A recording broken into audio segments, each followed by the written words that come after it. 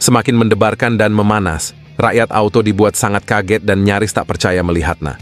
Pegi Perong dipidana mati usai sah, jadi pelaku pembunuhan Vina Cirebon, jadi salah satu ancaman hukuman di pengadilan. Begini penjelasannya.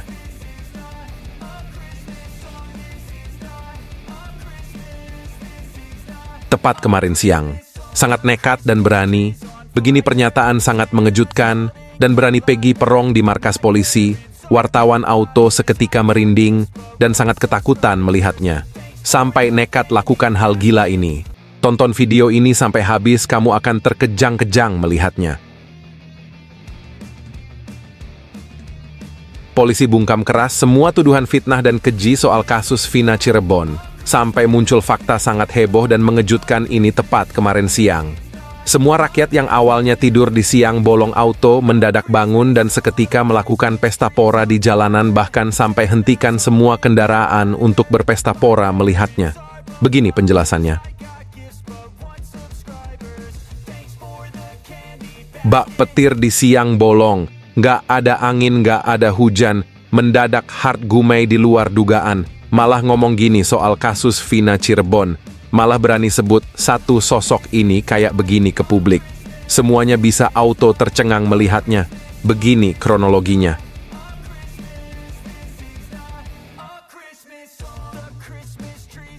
Agi lagi bisa menggegerkan publik dan bisa guncangkan jagat dunia seketika. Hotman Paris di luar dugaan tantang satu sosok ini untuk ungkap tabir kejanggalan kasus Vina Cirebon. Sampai bisa bikin rakyat terkekeh-kekeh dan tersungut-sungut melihatnya.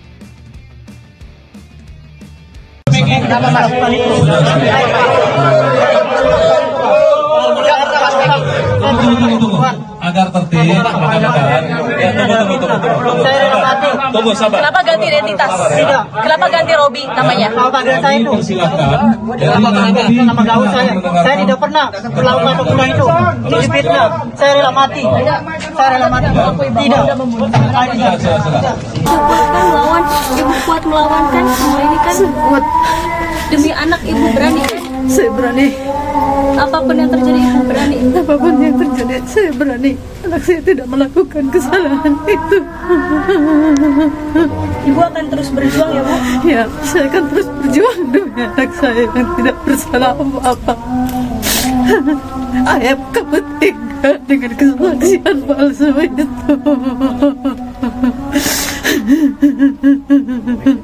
Boleh bawa dikit.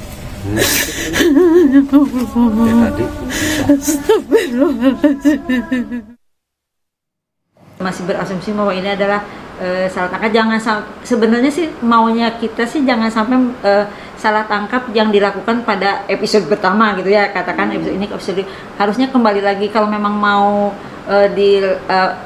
tidak usah mengikuti alurnya pada proses sebelum 8 tahun yang lalu kan, karena terjadi salah tangkap ya dinolkan lagi lah gitu, dinolkan lagi, jadi penyelidikannya dinolkan lagi, jangan mengikuti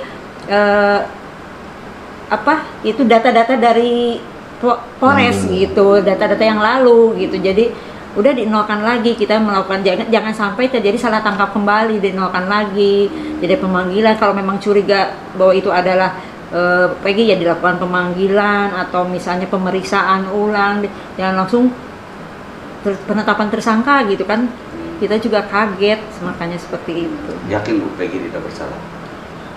Insya Allah saya yakin kalau Pegi tidak bersalah, karena di 2016 setelah dilakukan penggeledahan di rumahnya, kemudian motornya diambil dan tidak ada proses hukum lanjutan, padahal kita sudah memberitahu kepada penyidik Pegi berada di Bandung, kenapa kok tertunda sampai 8 tahun gitu. Kalau toh polisi juga yakin bahwa itu adalah Pegi pelaku pembunuhan Vina, kenapa proses tidak dilaksanakan saat itu juga, saat di 2016 gitu, kenapa harus kok tergantung setelah viral lagi baru dilakukan penangkapan, kan di situ ada kejanggalan-kejanggalan juga. Pegi pas 2016 sempat masuk DPO atau enggak Bu? 2016 itu kan cuma hanya digeledah rumahnya, kemudian motornya diambil sebagai barang bukti. Vina ke flyover dan meninggalkannya.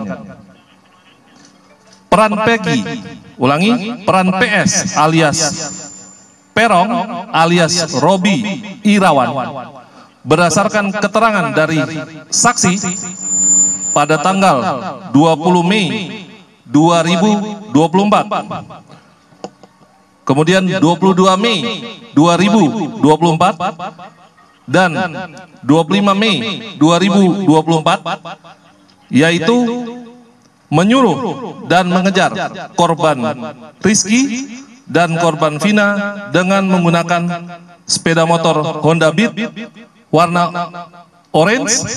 Selanjutnya memukul korban Rizky dan korban Vina menggunakan balok kayu. Kemudian membonceng korban Rizky dan korban Vina menuju TKP bersama dengan saksi. Memukul korban Rizky menggunakan balok kayu, lalu memperkosa korban Vina dan membunuh korban Vina dengan cara dipukul menggunakan balok kayu. Kemudian membawa korban Rizky dan korban Vina menuju flyover.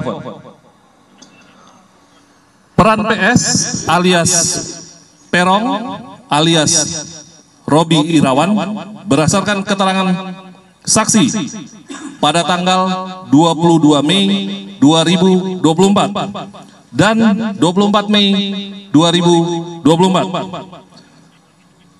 Saksi bekerja di sekitar TKP selama 5 tahun.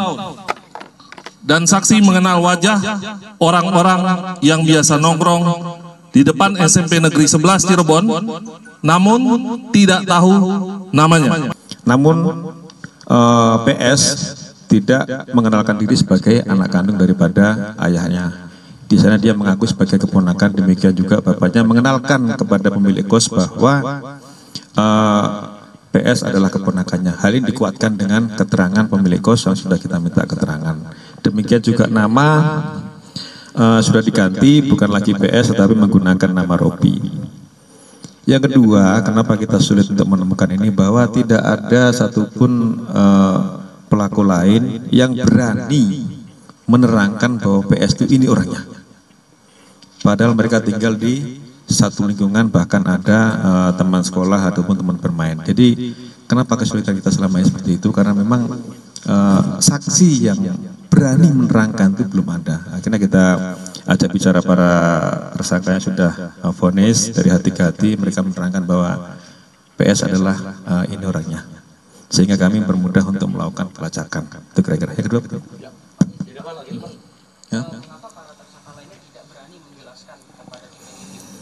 Ya, itu mungkin ada alasan lain dari para tersangka ya. Apakah memang dia melindungi ataupun PS ini sejauh mana sepak terjangnya di kalangan mereka, ada yang bilang takut dan sebagainya. Jadi ketakutan dari mereka saja, tidak berani menerangkan PS ini orangnya. Sehingga itu mempersulit kita untuk melakukan pelacakan. Dan menurut keterangan dari kepala lingkungan atau RT di tempat tinggal di mana PS berada juga, manakala PS ini pulang ke rumah juga sering menggunakan masker sehingga berusaha mengelabui lingkungan. Dia kemarin pergi dari Cirebon sekitar tanggal 15-an ke Bandung menggunakan masker juga sama menurut keterangan dari kepala lingkungan yang ada di Cirebon. Kalau dia memang merasa dia totally tidak mau merasa disalahkan gitu kan ya, atau orang yang merasa dirinya pun sangat bersalah, dia pasti tidak akan berani ngadepin orang yang ada di hadapannya gitu ya. Di sisi lain kalau kita juga ada ketemu sama case ada orang yang berani menatap ke depan nantangin gitu ya. Nah ini kan dia posisinya, saya posisinya tidak bisa melawan gitu. Itu yang satu. Yang kedua, karena dia udah di posisi udah di belakang itu. Yang kedua, kemudian ketika dijelaskan kronologis kejadiannya, itu kan semua seperti berurutan gitu. Nah detail-detail itu yang kemudian membuat dia semakin berpikir bahwa kalau secara ini ya analisanya dia semakin berpikir, ngelihat lagi, nge-refer lagi, benar nggak ini kejadiannya, ini gini lagi nggak ini. Jadi dia lagi nge-recall semua apa yang dia rasakan itu untuk memvalidasi apakah yang benar-benar dia alami itu memang kejadiannya seperti yang diungkapkan itu. Gitu sih, Mbak. Pak Dodi, ini kan di momen yang sama usai konferensi pers berlangsung, Peggy Setiawan juga langsung membantah kepada wartawan. Ia menyempatkan diri untuk menyebut bahwa dirinya bukanlah pelaku dari kejahatan pembunuhan 8 tahun lalu. Apakah ini menurut keilmuan Anda, apakah ini bisa mengartikan bahwa ini jawaban dari ekspresi yang ia berikan saat konferensi pers? Ya.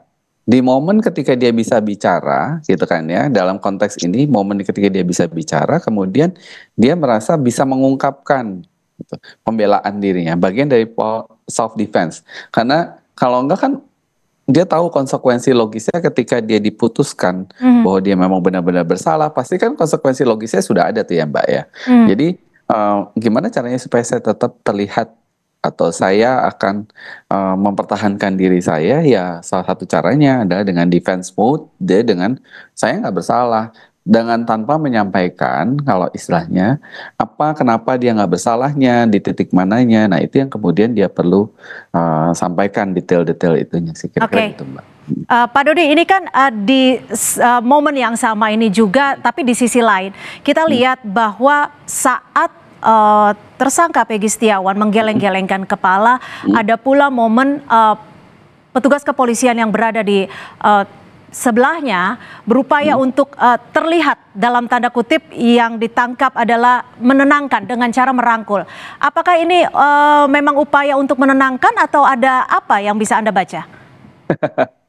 Ini opini ya, pendapat ya, asumsi ya, bahwa biar bagaimanapun orang yang ada di posisi seperti Mas Peggy di hadapan begitu banyak orang mendapatkan tadi itu kronologis yang seperti itu pasti nggak mudah gitu kan ya.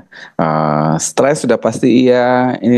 Nah empati yang dilakukan sama petugas ini untuk memastikan bahwa kan ada orang yang tidak cukup kuat untuk menahan beban itu sampai bisa aja tiba-tiba ada jadi orangnya pingsan atau apa, nah kira-kira gitu. Jadi dia antisipasi itu.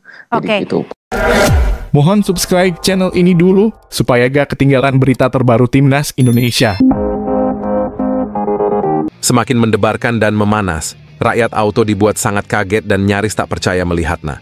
Peggy Perong dipidana mati usai sah, jadi pelaku pembunuhan Vina Cirebon, jadi salah satu ancaman hukuman di pengadilan. Begini penjelasannya. Keberanian dan kejeniusan Peggy Setiawan yang dikenal dengan nama samaran Perong, berakhir di tangan polisi setelah 8 tahun pelarian yang penuh tipu daya. Pada tahun 2016, ia terlibat dalam pembunuhan brutal Vina dan Rizky alias Eki di Cirebon. Setelah bertahun-tahun menghindari kejaran hukum, akhirnya keadilan pun mendekat. Kejahatan yang dilakukan Peggy tidak main-main. Ia dijerat dengan pasal pembunuhan berencana, sebuah dakwaan yang menempatkannya di ambang hukuman mati. Ancaman pidana mati, seumur hidup, dan paling lama 20 tahun kurungan penjara, ungkap Kombes Jules Abraham Abast, Kabid Humas Polda Jabar, dalam konferensi pers yang menegangkan di Polda Jabar pada Minggu, 26 Nantlima. Peggy bukanlah buronan biasa. Ia diduga sebagai dalang utama dalam pembunuhan ini. Selama masa pelariannya, Peggy tidak hanya bersembunyi, tetapi juga merubah identitasnya menjadi Robi Irawan, mencoba menghapus jejak dirinya dari peredaran. Upaya tersangka PS menghilangkan identitasnya sangat cerdik, kata Abast. Dari bulan September 2016 hingga tahun 2019, ia menyewa kamar kontrakan di Katapang, Kabupaten Bandung, dan mengaku bernama Robi Irawan. Pelarian panjang Peggy akhirnya kandas. Penangkapannya menjadi bukti bahwa keadilan bisa tertunda, namun tak pernah hilang arah. Bagaimana menurut Anda? Apakah hukuman yang pantas bagi Peggy Setiawan alias Perong? Apakah pengadilan akan menjatuhkan hukuman mati? Mari berbagi pendapat Anda di kolom komentar.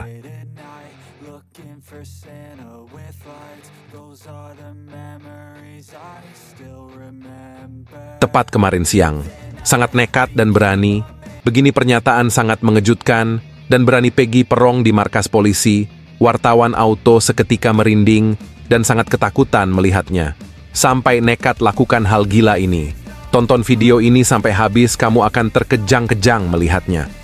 Dalam sebuah konferensi pers yang berlangsung di Polda Jabar pada Minggu 26 Nantlima, tersangka Peggy Setiawan alias Perong dihadirkan untuk memberikan perkembangan terbaru terkait kasus pembunuhan Vina dan Rizky alias Eki yang menggemparkan Cirebon pada 2016.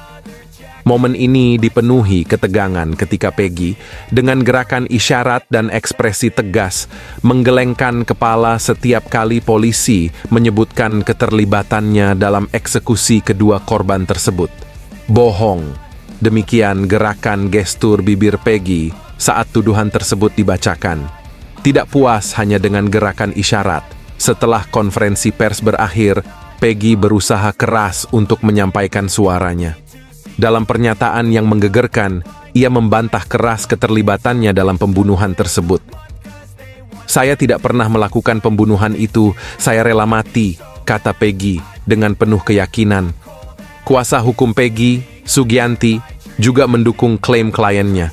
Setelah bertemu dengan Peggy dan ibunya di Mapolda Jabar, Kota Bandung, Sugianti menyampaikan bahwa Peggy bersikeras tidak terlibat dalam pembunuhan tersebut. "Saya sudah bicara langsung dengan Peggy. Saya nanya, kamu benar melakukan?" "Tidak, Bu, saya tidak melakukan," ujar Sugianti menirukan percakapan mereka pada Kamis, 23.05 malam. Selain itu, Sugianti menambahkan bahwa Peggy bahkan tidak mengenal kedua korban, Vina dan Eki. "Tidak kenal," dia bilang, "tidak kenal. Kemarin juga saat di Polda, kamu benar enggak kenal sama Eki. Katanya enggak kenal," ungkap Sugianti, menegaskan kembali pernyataan Peggy. Kasus ini semakin rumit dan penuh misteri. Apakah Peggy benar-benar tidak bersalah seperti yang ia klaim? Atau ada kebenaran yang masih tersembunyi di balik semua ini? Kami ingin mendengar pendapat Anda. Apakah Anda percaya pada pernyataan Peggy, atau Anda merasa ada sesuatu yang lebih besar di balik kasus ini? Bagikan pemikiran Anda di kolom komentar.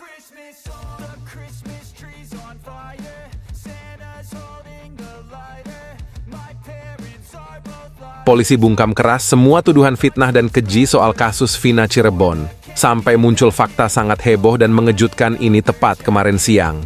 Semua rakyat yang awalnya tidur di siang bolong auto mendadak bangun dan seketika melakukan pesta pora di jalanan, bahkan sampai hentikan semua kendaraan untuk berpesta pora melihatnya. Begini penjelasannya. 8 tahun setelah pembunuhan tragis Vina dan Rizky alias Eki di Cirebon, kasus ini kembali menghangat dengan penangkapan buronan yang paling dicari, Peggy Setiawan alias Perong. Dalam pengungkapan yang mengejutkan, polisi menyebutkan bahwa 2 buronan lainnya, Dani dan Andi, ternyata tidak pernah ada. Ini menyisakan Peggy sebagai satu-satunya tersangka dalam kasus yang penuh teka-teki ini. Kombes Surawan mengungkapkan, DPO 1 bukan 2. Ternyata yang namanya Dani Andi itu tidak ada. Jadi yang benar DPO 1 atas nama PS, Peggy Setiawan. Pernyataan ini menambah lapisan baru pada kasus yang sudah rumit ini, menimbulkan pertanyaan tentang bagaimana dan mengapa nama-nama fiktif tersebut muncul. Peggy sendiri terus bersikukuh bahwa dirinya difitnah. Ia bahkan berani menyatakan dalam konferensi pers bahwa dirinya tidak bersalah dan rela mati jika terbukti sebaliknya. Namun Kombes Surawan menjawab dengan tegas bahwa pihak kepolisian tidak lagi mencari pengakuan dari Peggy. "Kami sudah mengumpulkan saksi-saksi kunci dan keterangannya sudah kita minta," ujar Surawan, menegaskan bahwa bukti yang dimiliki cukup kuat untuk menjerat Peggy. Lebih lanjut, Surawan juga mengungkap kebiasaan Peggy yang sering terlibat dalam aksi kekerasan antar geng motor. Ketika kumpul sesama geng motor, Moonraker, manakala ada ekstisi lewat, mereka sering melempari batu. PS mengajak tersangka lain untuk mengejar korban. "Saya ada masalah dengan itu, kejar!" ungkap Surawan, menggambarkan sosok Peggy sebagai seseorang yang tidak asing dengan kekerasan. Kasus ini terus menarik perhatian publik dengan berbagai elemen dramatis dan pertentangan yang terjadi. Apakah Peggy benar-benar pelaku utama atau hanya menjadi korban fitnah? Bagaimana bisa 2 buronan lainnya ternyata tidak pernah ada? Kami ingin mendengar pendapat Anda. Bagaimana menurut Anda perkembangan terbaru kasus ini? Apakah Anda percaya bahwa Peggy bersalah atau Anda merasa ada ketidakadilan yang terjadi? Bagikan pandangan dan komentar Anda di bawah ini.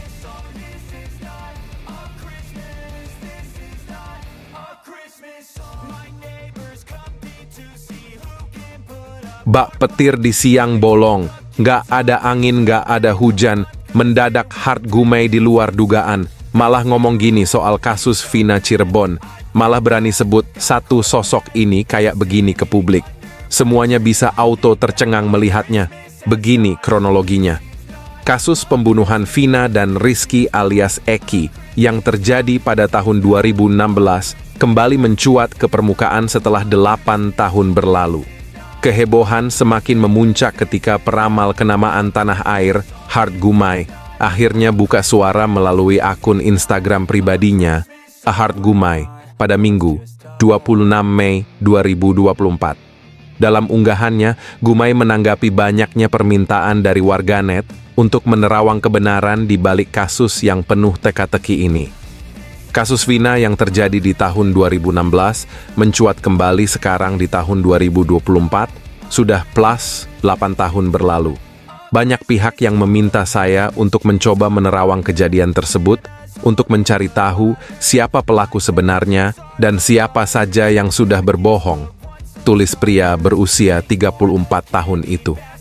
Menurut Gumai, banyak pernyataan dan kesaksian yang telah diberikan terkait kasus ini, namun kebenarannya masih dipertanyakan. Ada cara yang sangat simpel untuk melihatnya dari sudut penerawangan dan penglihatan mata batin dengan cara melihat dari mata, katanya lebih lanjut. Gumai menjelaskan bahwa mata seseorang bisa menjadi jendela yang mengungkap kebenaran yang mungkin disembunyikan oleh hati dan lidah. Hati ingin menyembunyikan rahasia, namun mata menolak untuk bersandiwara, dan lidah mungkin menyembunyikan kebenaran, tetapi mata tidak bisa berbohong. Pungkasnya dalam keterangan unggahan foto yang dibagikan di akun Instagramnya, dikutip fifa.co.id pada Senin, 27 Mei 2024. Meski demikian, Hart Gumai tidak secara gamblang menyatakan apakah Peggy Setiawan yang telah ditetapkan sebagai pelaku utama oleh pihak kepolisian benar-benar dalang di balik pembunuhan Vina. Ia hanya memberikan petunjuk bahwa kita bisa melihat kebenaran dari mata sang terduga.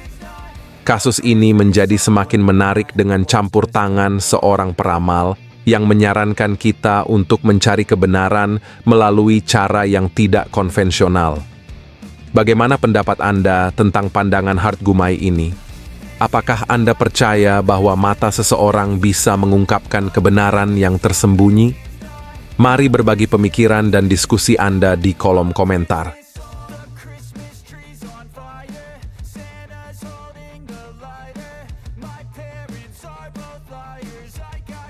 Agi lagi bisa menggegerkan publik dan bisa guncangkan jagat dunia seketika, Hotman Paris di luar dugaan tantang satu sosok ini untuk ungkap tabir kejanggalan kasus Vina Cirebon.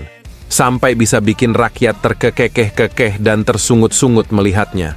Kasus pembunuhan Vina dan Rizky alias Eki yang mengguncang Cirebon pada tahun 2019 terus memanas. Setelah 8 tahun berlalu, kini sorotan tidak hanya tertuju pada Peggy Setiawan, tetapi juga kepada Saka Tatal, salah satu tersangka lainnya dalam kasus ini. Dalam perkembangan terbaru, pengacara terkenal, Hotman Paris, yang mewakili keluarga Vina, secara terbuka menantang pengacara Saka, Titin Prialianti, untuk membuktikan klaimnya bahwa Saka tidak bersalah. Dalam unggahannya di Instagram pada Sabtu, 25 Mei 2024, Hotman Paris menantang Titin dengan tegas, "Ada satu pertanyaan kepada pengacara Saka. Apakah Anda mewakili Saka mengajukan upaya hukum banding atau PK terhadap putusan pengadilan yang menghukum Saka?" ujarnya. Hotman Paris, yang dikenal dengan gaya berbicaranya yang tajam dan tanpa basa-basi, melanjutkan tantangannya, "Anda mengatakan bahwa Saka itu tidak terlibat, tidak bersalah. Anda begitu lantangnya bicara di televisi, berjam-jam tampil di TV, tapi maukah Anda jawab pertanyaan sangat simpel ini?" Pernyataan ini mengundang perhatian publik yang mengikuti perkembangan kasus ini dengan saksama. Apakah Titin Prialianti akan menerima tantangan ini dan menjawab pertanyaan Hotman Paris?